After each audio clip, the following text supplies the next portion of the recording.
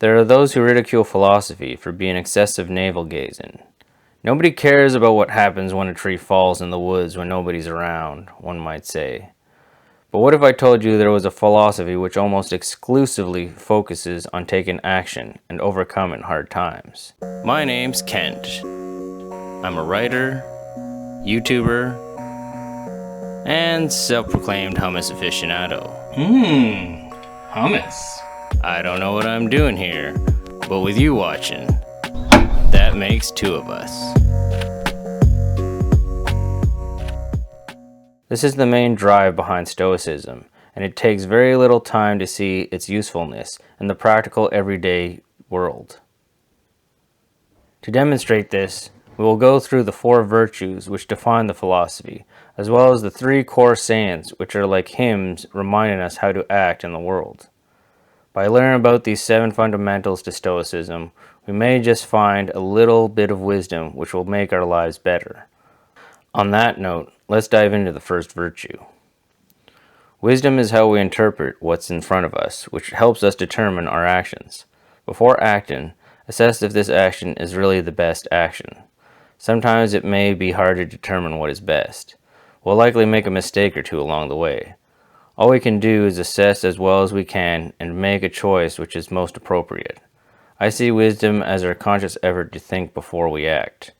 In the moment, we can have a desire to react to a situation, but this is outside of our pillar of wisdom, which tells us to be of sound mind before making important decisions. So many missteps could be avoided by just thinking before acting. Courage is finding the bravery to take action when our fear is telling us not to. Or some may struggle to find wisdom to act wisely. Others may lack courage to take the action they need to take in the first place. Sometimes the best action to take is standing up in a crowd and disagreeing with everyone around you. Sometimes it's challenging authority. Other times it might be as simple as doing something we don't want to because it's hard. Justice is making sure our actions are morally good. We may have assessed our options with wisdom and have found the courage to act, but is the action we are considering just? In essence, Stoic justice is what is ethical, respectful, honest, and fair to others. The Stoics were not fans of lying, cruelty, stealing, selfishness, or taking advantage of our position in life.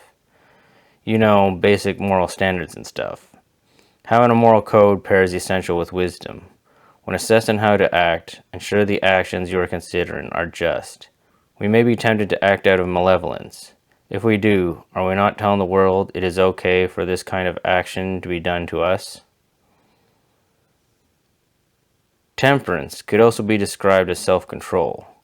We can be wise, courageous, and a just person, but it can all go to shit if we lose self-control. If we fail to have temperance at the wrong time, our wisdom might fly out the window as we lose our sense of justice while we courageously make an ass of ourselves. Discipline is also another aspect of this self-control. Even if we have wisdom, courage, and justice, if we fail to have the discipline to work towards our goals, can we really call ourselves virtuous? Make sure you put in the effort to make a positive impact in whatever you do. Knowing what must be done and having the courage to do so must be complemented by the will to make it happen. The Stoics were big on putting in effort every day, so make that daily to-do list and check off those essential tasks, as we talked about before. This episode is brought to you by Canadian Loonies and Toonies. The Canadian economy, it's alright. Mark Carney is going to solve all our problems. Unless, of course, you hate Mark Carney and love Pierre Poilievre. Yes, Pierre will solve all our problems, just so long as we can get Mark Carney out of power. But that's not going to happen anytime soon. Bah! Politics just makes me mad. Wait, wasn't this episode about Stoicism? Right, so focus on what you can control. And you know what's definitely in your control? You can like and subscribe. Now on to the 3 Stoic hymns. Premeditatio Malorum translates to the premeditation of evils. Every now and then we should make the point of contemplating all the bad things which could happen to us. What would happen if I lost my family? What would happen if I lost my job? What if my health deteriorated? What if I lost all my money? For those more anxious viewers, I know this probably appears like the worst place for you to go, but humor me. By anticipating the worst and foreseeing the horrors we may face, the more we'll feel in control when they do happen, the more we'll be mentally prepared. We'll also have a better understanding of expecting the unexpected. It's best to be emotionally and mentally prepared for when bad things happen, and we practice this preparation by imagining these bad things happening to us before they ever even happen. We also may even realize the bad things that may happen aren't actually so bad in the first place. Amor Fati is love of fate. If we can accept the events in our life, then we can much more easily move on. Whatever situation you are in, you have to embrace the fact that this is the journey you are meant to travel. It may be a rocky road, but it's your rocky road and no one else's. This can also help us with future outcomes as well by us embracing the lesson we have to learn set before our feet. If you've acted virtuously and proud of the work you've done, then you've already won. There is no need for praise, payment, or any other compensation. These things may be nice, but they are not necessity for our virtuous acts. Accepting the outcomes, however they may fall, is fundamental in us staying focused on our goals without spending time on complaining. You don't need to believe in fate to appreciate this sentiment.